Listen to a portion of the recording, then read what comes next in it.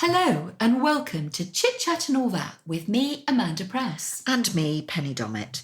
Thank you for joining us again for your weekly dose of chatter. We'll be talking around our kitchen table about all the things that we usually discuss. And how happy we are that you're taking a virtual seat at this table and coming along for our rather random ride. So yes, give us a like, press the subscribe and Pen, follow button. I'm so proud, that was almost legible. Go on, one more time.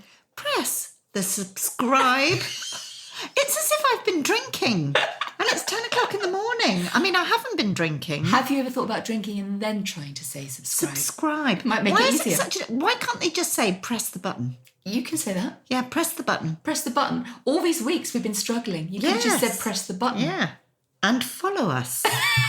You managed that perfectly. Pull up a chair. Pull up a chair. So, housework, Pen. Oh, I love a bit of housework. What? Yeah, I do. Oh, no. I do. Except I do have a cleaner. Oh, God. So the trouble is... Does she love your housework? Yes, she does. But the terrible thing is, I mean, my theory is that my time is much better spent earning money doing something that I'm good at. So that's what I go and do. And then I pay my cleaner to come and clean the house. But I tidy up and clean before she comes. So what does she do? She just does it better. You do a surface cleaning? Yes. I have really interesting talking about cleaning.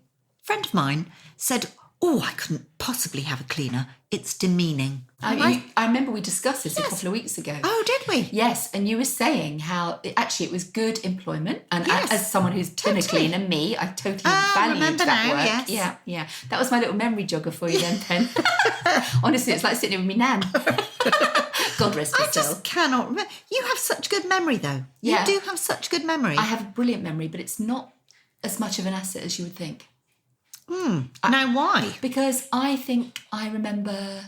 Sorry, there is yet again a dog drinking from a bowl in the background. If people ever doubted that we were in a farmhouse in the middle of nowhere, the sound effects are enough to prove that we are not making it up. Chicken. It's not actually a good thing. I feel that I remember everything that was ever said, every situation, good and bad, particularly the bad, anything negative, how they looked, how it made me feel. And my brain is constantly processing all of those memories and the present and my job and writing stories. And sometimes I just wish I could take a mental breathing space. I wish I could turn down the noise just for a second. That's really interesting. I have a bit of a controversial thing to say. Do you think sometimes that memories that we have from childhood are real memories, or whether they are memories that we have thought of in our heads? I think that's a good question. Do you know what I mean? I do, but I know mine are real because I have other people who can corroborate it. That's the difference, because a lot of my memories from childhood, I can't corroborate them. I can't ask those people that were there. And so in my head, if that's a lovely memory, I want it to stay as a lovely memory. I don't want someone telling me, actually, do you know what? That never happened like that. Do you know, I think that's, and why not? It doesn't matter, does it? It doesn't matter. I suppose. What is in your head? What gives you comfort? The place you mentally go to think about a person or a time or an event. If it's pleasant to you and it's positive for you, then that's got to be the best possible way to hold it, isn't it? I suppose so. I don't know what the value would be in maybe having it blown apart or having it dissected.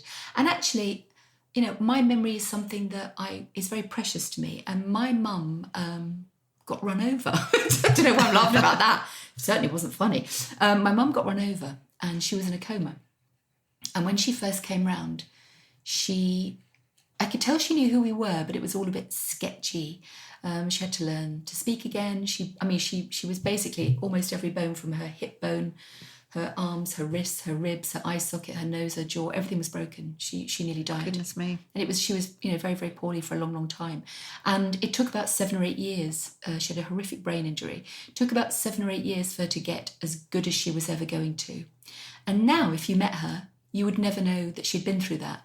But those No, of she's us, wonderful. She is wonderful. But those of us that have known her, obviously, all our lives, we can see the subtle differences. But it was weird. She used to smoke, my mum. She smoked quite a lot. And I think it was about maybe a couple of months after her accident, something was on TV. No longer, 6 months, whatever. And she said, "Oh, smoking, disgusting." And we looked at her and we went, "Oh, yeah, it is." And she completely forgot that she'd ever smoked, and she's never smoked since. Isn't that She just strange? forgot that she did it. And her memory of that time in hospital is also really, really distorted. She said to me quite recently, like only last year, I mean, this was 16 years ago, her accident. Only last year, she said to me, "Do you know, it was very weird. When I had that accident and I was in a coma, they put me in an aircraft hangar." I said, "Did they, Mum?" She said, "Yeah, there was all this space around me and I was laying in this aircraft hangar," she said, "for a very long time." And I kept thinking, well, it's quite nice. I'm not in I mean, she was in a really grotty, rundown, high intensive care unit, which was full of beeps and wires and machinery, and it was very, very crowded. And it was awful, actually. I mean, they did a marvellous job to a degree, but it was terrible. But in her head, she was somewhere completely different. Isn't that strange?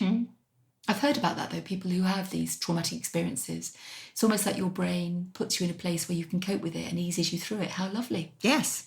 I mean, the brain does amazing things to protect us, doesn't it? Yeah, it does. And so it's interesting, your memories, what you're saying, whether they're real or not, or whether they just bring you great comfort, I think that's absolutely fine.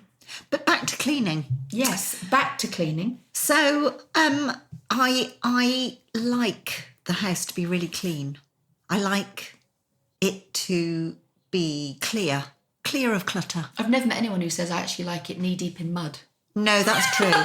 That's true. I mean, as I've said this before, having dogs is a great way of stopping yourself from becoming completely obsessed with cleaning because you couldn't possibly keep up with the amount of dirt and hair and everything else that comes off a dog. I've decided dog ownership is 10% trying to explain the funny things they did to your other half and 90% washing the blankets they've sat on that day. Totally. And especially if you have a Labrador like mine that loves to swim in every single filthy, disgusting, duckweed-covered pond that they can find. No. Yes. There was a survey out actually this week who says that 72% of women say they do the majority of household tasks, but just 18% of men agree, which I thought was very interesting. Women do 36 hours of household tasks per week, 9 hours more than men, and gender is a bigger influence on household responsibilities than pay or employment status. Now, I found that last statistic particularly interesting because what it's saying is it doesn't matter whether you are, running an incredibly busy business, you could be out, 5-6 days a week, doing your employment, doing your job, and then when you come home, based on your gender, you will still be expected loading the washing machine. And I'm doing that in inverted commas. You're expected to do all the household chores. What's that about? It's very odd. I mean, I think however much you and I at our age try and be equal with our partners in how much housework we do.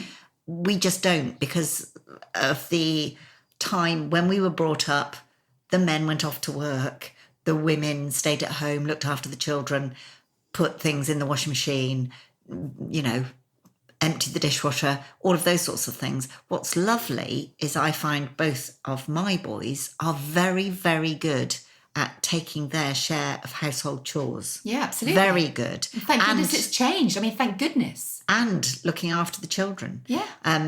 Both of them have wives who have wonderful jobs, brilliant businesses, and they all share the workload very equally. As it very should be. equally. I can't bear the idea of that life of drudgery just because you don't have a penis.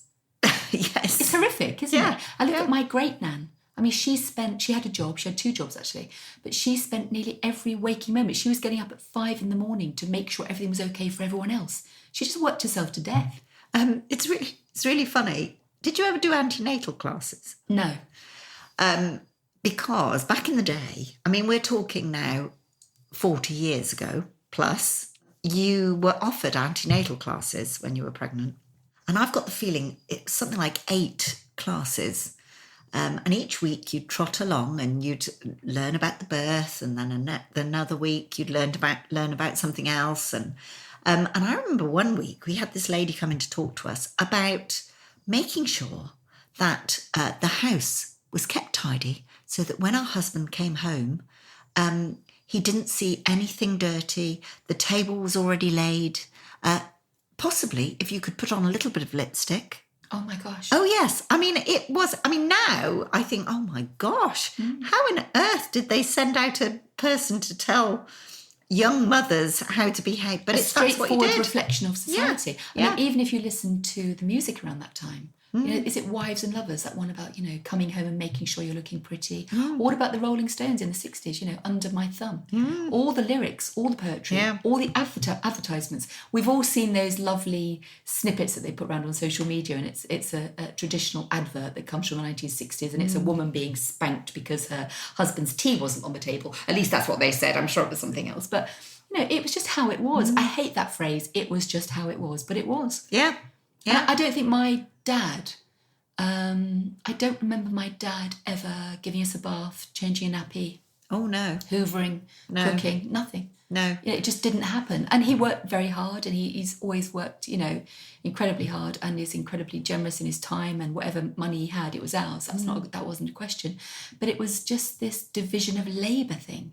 I mean, I'm very proud to say that I'm married to Simeon, who's an army officer, and we literally split everything 50-50. He's amazing. Yeah. I put the laundry in, he takes it out, puts it in the tumbler or hangs it up or whatever. He strips the bed, does the bed if bed linen needs changing. It is absolutely 50-50. There is no assumption that it's my job, because I've made it that way.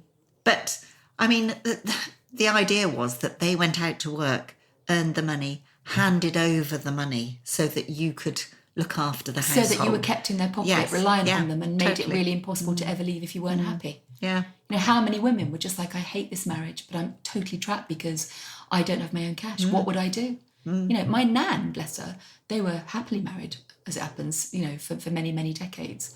But she never paid a bill. She never owned a credit card. He literally did everything for her. And she used to dust and cook dinner, and she liked doing that. But for a lot of women, that was the point. It was very easy.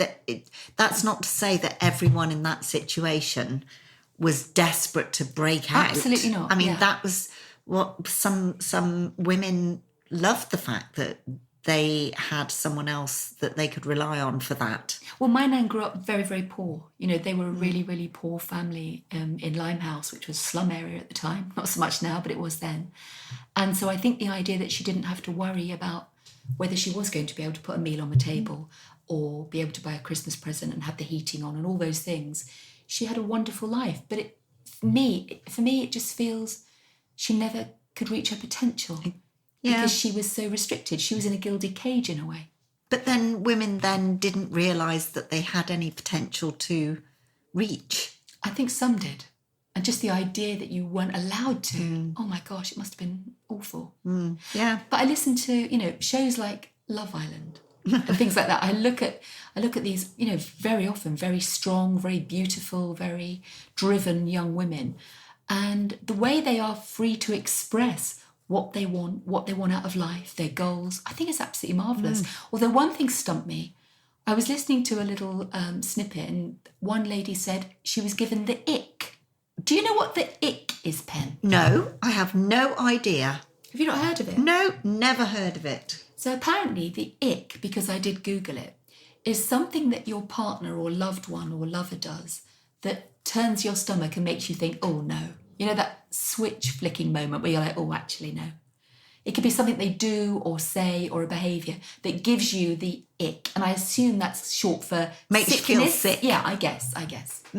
Never heard of it, but I can understand it. There are many things that give me the ick. What? What gives you the ick? Nails. we've covered this. Covered this. You hate nails. I cannot bear bending nails. No. So somebody that is chewing their nails. Oh, yeah. Or worse, picking their feet. Don't. That's just, I can't even. Can't even bear it. That's got to be universal, isn't it? No one's going to say, I love that. That's my thing. Perhaps Watching someone play their video. Perhaps there's a website. There's a website for everything. There is. To be honest. There is. It's funny, I find things that give me the ick aren't necessarily a physical behaviour, but more a physical trait. So if someone is rude to a waiter, Oh, yes. you know, having done a lot of waiting jobs, that for me is just no. No, I'm with you on that one. The other thing that really annoys me is incompetence in your job.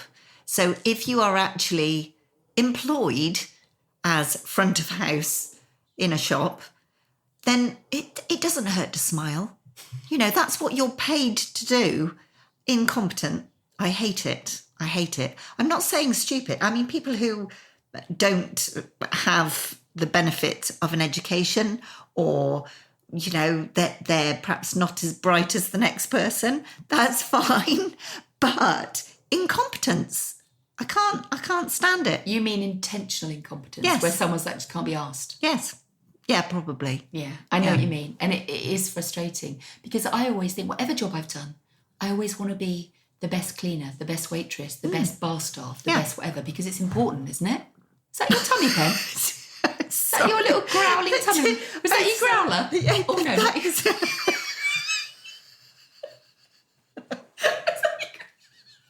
Was that your tummy? I'm sorry. I think growler is something different. No, we're showing our age. Am I? Is that an ancient phrase? We were talking about being Georgian last week, weren't we? And she removed her skirts and revealed her growler. Oh, no. Sorry. Oh, You're doing so well. if anyone out there wants to recommend a waterproof, tear-proof, smudge-proof mascara, then please let me know. I don't know why. I don't stand a hope. Every week you come in wearing mascara. I don't know why I bother. It's a mystery to me, I Pen. don't know why I bother. I don't know why you I mean, whenever I don't wear mascara, people go, "Oh, you don't look well this morning. Are you tired? Are you I tired?" hate that. Yeah. So sorry, I did say can't be asked. Swearing. I'm a bit of a swearer. No. I am. Oh. Do you swear? Not very much. You're not very good at it, are you? I'm not very good at it. It's not one of your skills. No, I do. The thing is, I think this will, again, controversial. I think it's quite an ugly trait on women. On women? What do you mean on women? On everyone? Well, it is on everyone. Oh, we see, she's looking at me. She's looking at me with that face. But particularly women. And why has it suddenly become very trendy to F and blind like a docker? My granddad was a docker. He never swore. No, well, you see, isn't that interesting? And that's actually absolutely very true. interesting. He used to wear a shirt and tie.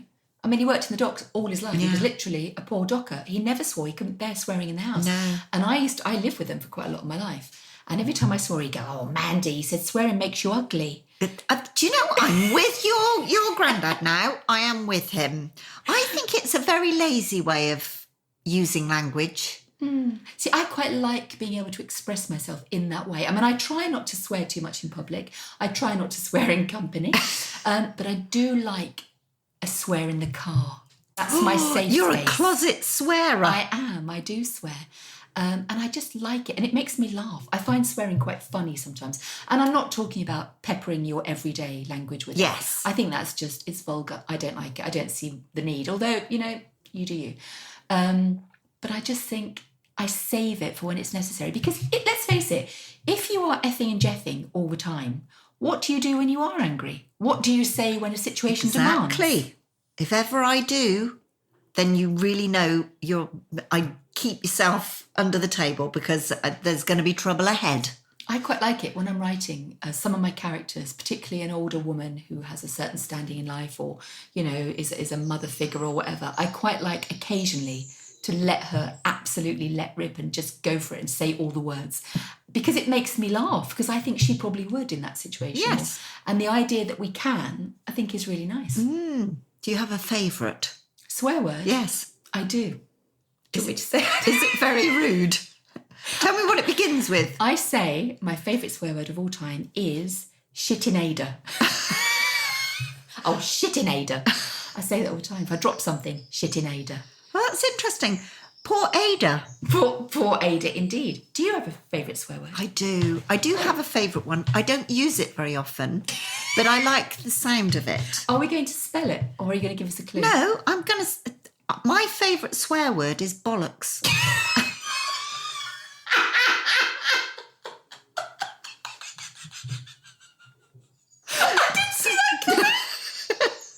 It's a good one, isn't it? It's marvellous. It's a marvellous word. It's such a ridiculous word. Isn't it ridiculous? Yes, it is. It even looks ridiculous when you write it down. Not that I write it down very I was often. going to say, who are you writing to? Oh my God, that is so funny. And when you see, that is funny. Hearing you say it is really funny because it's so out of character. Because I don't normally say things like that. No, but I'm glad that you did, Yeah. and I praise you for that. Thank you. When we were growing up, we were fascinated by swearing because it wasn't, you didn't really hear it on TV, you didn't really hear it on the radio, presenters and people, no one swore. And I can remember if you were reading in a text in school, it was like, there's the word bloody or the F, which was like the ultimate. That was the rudest swear word any of us could think of, worse than shit in Ada. If you read it, it was like this titter of giggle around the classroom. And it was just such a rare thing. And I remember if you heard your parents swear, oh my gosh, that was, just off the charts. That was hilarious and terrible and scary and, The one thing I cannot bear anyone using the C word. Oh, yeah. I think that is the ugliest word. And I think nearly always people use it as the worst thing that they can say. And what bothers me most about that word is that it's a female word. It's about a woman. It's about her genitalia. There is no male equivalent. And I hate, it's like the word, which actually my worst word that I hate and I never ever use, I'm not going to say, is bitch. I detest that word so much. No, I don't like that word. Because it's women. It's just people being awful and offensive, and it's got that female slant. What's the male equivalent of that? I don't think there is one. And when it's used, in a hostile way, I find that really offensive. I hate it so much. Awful. But when we were kids, my mum decided, because we were so fascinated with rude words, she would give us a couple that we could say. So I remember, I must have been about 8, and then, my brothers were all sort of just a year behind me. And she said, of course, there is a terrible swear word that I will let you say, but only in the house and only in the car and only in front of mum. And we went, what is it? She said, it's rumbelows. And we went, Rumbelows, which was a name of a high street store at the time. I think it was like the Comet or Curry's equivalent, wasn't it? I was just about to say, it was an electrical store, wasn't it? And it was everywhere, wasn't it? She said, Rumbelows is actually filth. So we were like, oh my God, we never knew. So then, of course, we'd be, one of us would like hit you in the head with a cushion and you'd go, oh, Rumbelows. And mum would go, what did I just hear? And we'd go, sorry, mum. And it became this filthy word that she'd given us that was our, our terrible swear word. And of course, whenever we saw it written down in the high street, we were all like, oh, mum. She's like, don't look away. And it became this whole, this pantomime. But it was actually very clever. Yeah, very clever. We could swear it and we could, get the joy of it, but no one knew we were swearing. I remember when Joshy swore, I can't remember what he said, but it was literally that temptation because it is funny. It's almost nervous laughter, isn't it? Yeah. And it's really difficult because when the children are at a certain age and at school, all of their friends are sort of in the playground. Sort of, it must be, how do you be a teacher? Oh. My goodness, I probably couldn't do that job. But yeah, so it must be a lot of sniggering going on. But I remember when the boys were probably about 13, 14, and I'd never heard them swear. Obviously, I'm their mum. And, I wasn't naive enough to think that they didn't, but they just kept it from me. And I was quite happy with that situation. And they were playing a computer game, and we had we were in an army quarter at the time. And one of the bedrooms we turned into a little sort of games TV room for them. And they loved it, and they'd go up there and play on their, I want to say Nintendo. I don't know, I've made that up. Yes. I don't know what these things are. Yeah. And I was downstairs in the kitchen, and it was a little house, and I could hear them upstairs. And obviously something went wrong in the game. Oh my God, Penny. I have never heard anything like it. And I looked at Simon and I went, surely who have they got up there? Surely that's not my babies. It was a torrent of every word, effing and jeffing. I was absolutely shocked. And Simeon said, no, it's good. It's good that they know when to do it. It's good that they're building a little rapport and a bridge to each other using this almost secret language. He said they're just learning their place in the world. He thought it was, fantastic. I was slightly less enamoured, I must admit. I think we've talked about this before, the fact that you and I, our jobs are quite solitary. So the chances are, we could spend all day swearing and nobody would hear. There's no one to hear. But yeah, so I think that would be awful working in an office where you've got people who have different You're not allowed to standards. There Are is you not? No. There's so many guidelines and things in place to keep you safe in your work environment. Absolutely right too.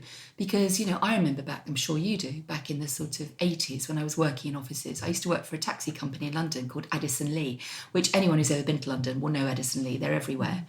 And I worked for them for years, actually. I mean, the language, it was just absolute second nature. I didn't even hear it after a while. But that, that wasn't right. I was a young girl, kind of, and a lot of it made me feel quite uncomfortable. And so it's good now that there's parameters and understanding that we cannot do that. No. All these things in place to make sure you are safe and feeling safe and comfortable in your work environment. I think it's a really good thing.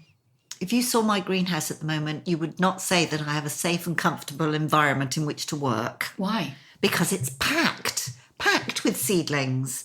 There are literally seed trays, pots, things growing every single square inch. It's wonderful. You're going to be very proud of me because I know that we've spoken a little bit about me growing stuff. Oh, yes. And you're very keen for me to do it. And I am also keen to do this. I really want to. And I saw a little, I don't know what you call it, a little story on Instagram. And it was a gentleman saying the easiest way to grow strawberries is to dry some of your strawberry skins from your strawberries, pop the seeds out and plant them. And I thought, well, I can do that. Because, it's an experiment that's going to cost me nothing. It's quite easy. So I took slithers off the strawberries, put them on a piece of kitchen roll, put them in the sunshine and they've dried out. I've sprinkled the seeds in a container with some compost, put a little bit of tinfoil over to make a mini greenhouse, and it's on the windowsill in the other room. Amazing. Perhaps you need to put a little bit of cling film on the top so that they get sunlight. Oh, is foil a bad thing? Well, because foil will be a heat conductor and they might get too hot. That never occurred to me. No. So swap it for Cling film. And do I put or holes? Even the lid of a plastic pot. I don't have one. Should Right. I use cling film? Cling film. Do I put holes in the cling film? You can do if you find that they get too damp. Right. But alternatively, you could just buy a packet of seeds. Yeah, but how wonderful. It is. That I'm doing it from strawberries that I've eaten. Yes, it is wonderful. It is wonderful. I mean, lots of things like that. Peppers, tomatoes. What? You can take the seeds out of peppers. Stop it. Take the seeds out of tomatoes, dry them out. Yeah, you can. I mean, famously, of course, I make compost with all the stuff from the kitchen, old tomatoes, old veg, peelings, that sort of thing. And quite often I'll get tomatoes growing in the compost from tomatoes that we've not eaten. Do you eat them? Yeah, they'll grow if you potted them up. You could have them as a plant in the greenhouse. That's amazing. The only reason why you would start with fresh seed is if you wanted a particular variety. Oh. Because it's called being an F1, which means you get that variety from that seed. Otherwise, it goes back to a different, more basic seed. I'm really excited. I'm going to do it then with my pepper seeds. Yeah, it's a very my good tomatoes idea. And try it. Very Because good idea. That for me is something I can do without travelling, without thinking about it. It's just a really easy, obvious thing. So if by the end of the summer I could have at least a pepper, a tomato and a strawberry that I've grown myself. Have a look in the bottom of your potato cupboard. Do you have a potato shelf? Doesn't everyone have a potato cupboard? Next to the potato cupboard. I don't have a potato cupboard. Where do you keep your potatoes? Please don't in tell my me the tummy. fridge. In the fridge, yeah. You don't keep your potatoes in the fridge. I do. You don't need to keep potatoes in a fridge. Where should I keep them then? In a cupboard. That's what a potato cupboard's for. But don't they go, Yeah, but that's what I was about to say. If you have potatoes that you haven't used, Doesn't they happen. start growing little sprouts, don't they? Yeah. And this is the time of year that you should be encouraging those sprouts to grow and chitting your potatoes. It's called chitting. and getting them into the ground.